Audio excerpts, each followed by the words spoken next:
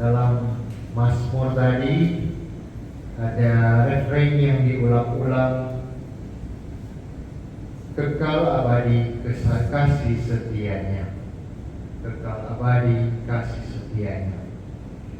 Dalam bacaan hari ini, khususnya mungkin sebagian orang sering mendengar bacaan Injil dalam perayaan-perayaan atau sakramen perkawinan, supaya apa yang dipersatukan Allah tidak diceraikan manusia. Akan tetapi ada juga akhirnya cerai. Begitu juga di akhir-akhir bacaan itu ada yang mengungkapkan bahwa Yesus mengungkapkan ada yang memang hidupnya seorang diri saja karena pilihan demi kerajaan surga.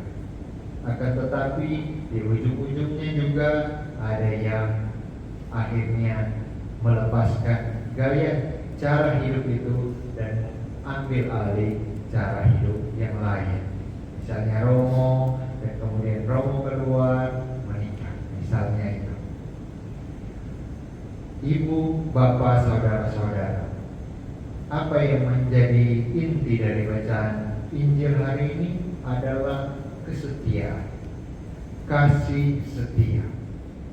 Bahwa sejak awal mula kasih setia Allah itu sudah dinyatakan bagi kita, dan kita mau belajar dari kasih setia Allah itu. Sama seperti bacaan pertama mengungkapkan tentang bagaimana ada Yosua, kemudian ada orang-orang Israel. Yosua panggil semua pemuka-pemuka dan orang Israel untuk menceritakan kembali kasih setia Allah, mulai dari panggilan Abraham, bagaimana ia memilih anak-anak, kemudian Abraham, ada Ishak, kemudian Esau dan Yakub, dipilihlah Yakub, dan kemudian pemeliharaan Tuhan sampai orang-orang Israel di tanah terjanji.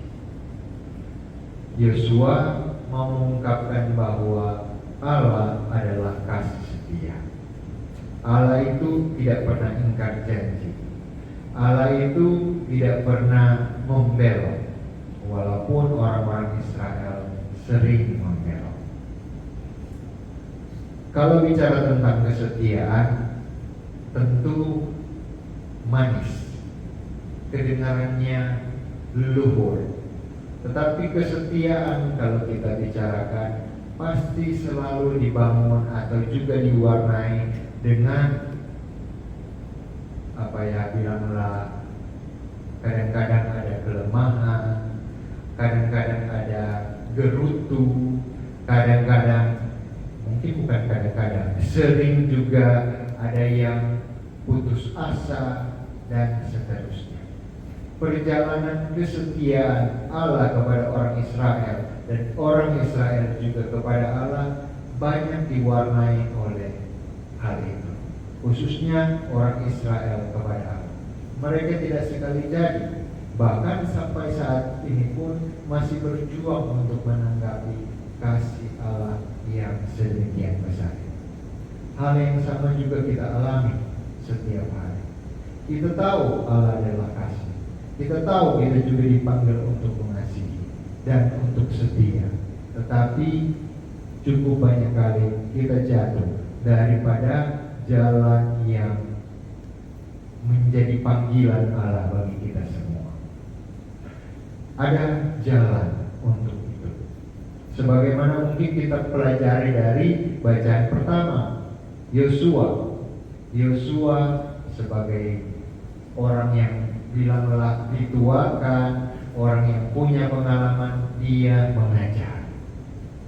Mungkin dalam kelompok, dalam keluarga kecil kita tidak selalu kita ingat, atau pada saat kita mungkin salah satu atau semua lagi marah, ada satu orang yang punya kesadaran waktu itu, punya bilanglah mengingat untuk stop dulu, jangan terlalu banyak bicara pada saat istri lagi marah misalnya, atau suami lagi marah, mungkin kita menghindar dulu. Ada orang yang seperti itu, atau ada orang yang seperti Yosua akan datang, akan membicarakan, mengingat lagi kisah-kisah dikasihi dan mengasihi, di mana kasih setia itu ada dalam keluarga.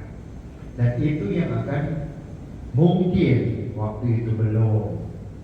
Saya yakin juga waktu Yosua menceritakan itu, ada yang mendengar, ada yang sambil lalu, ada yang mungkin sebel, gak mau dengar. Tapi apapun yang kita bicarakan setiap hari, kita usahakan setiap hari, dalam kata akan juga mewujud dalam ingatan dan perbuatan. Jangan ragu, jangan pernah berhenti, jangan pernah sedih. Yang kedua adalah mendengarkan. Orang Israel mendengarkan. Kita juga perlu ada kualitas itu, mendengarkan. Supaya apa yang mungkin kita lupa, ada yang mungkin kita rasa seperti hal biasa, kita akan sadari bahwa benar, hal kecil pun, misalnya suami menggoreng sesuatu untuk istri dan anak-anak, atau memasak sesuatu, bukan menggoreng berita buruk ya, jadi akhirnya jadi masalah malah, tapi menggoreng sesuatu yang bisa dinikmati bersama. Hal-hal kecil seperti itu bisa menjadi tanda perbuatan setia, perlakuan baik suami kepada istri dan keluarga. Dengan mengingat lagi kisah-kisah kecil dalam keluarga, ya, saya ternyata diperhatikan, saya ternyata disokong, bukan berjuang sendiri sebagai istri yang harus mengurus rumah, tapi suami saya misalnya bisa juga ambil bagian dalam hal-hal yang kecil yang mungkin saya tidak perhatikan. Mengulang kisah, menceritakan kembali dapat melahirkan kembali semangat dan juga sukacita, kesetiaan dalam keluarga. Saudara-saudari yang terkasih, mengajar dan mendengarkan, menceritakan kembali dan juga saling memahami, kiranya menjadi jalan untuk membangun kesetiaan kecil-kecil dalam lingkungan keluarga, lingkungan kerja, dimanapun kita berada, supaya apa yang mungkin sudah mulai memudar dalam diri kita, bahkan kita meragukan apakah kesetiaan itu ada di dunia ini, ada di keluarga saya, ada di tempat saya tinggal dan kerja. Mungkin kita sempat mempertanyakan, tetapi itu pun dapat kita bangun kembali, kita tegakkan kembali dengan cara mengenang kembali, merayakan kembali, dan juga bersyukur atas karya Tuhan melalui hal-hal yang kecil yang sudah kita sempat alami dalam hidup keluarga dan komunitas kerja kita, dan kita mau perjuangkan itu supaya makin bertumbuh subur. Semoga berkat Tuhan senantiasa tercurah untuk kita, kasih setia Tuhan untuk selama-lamanya.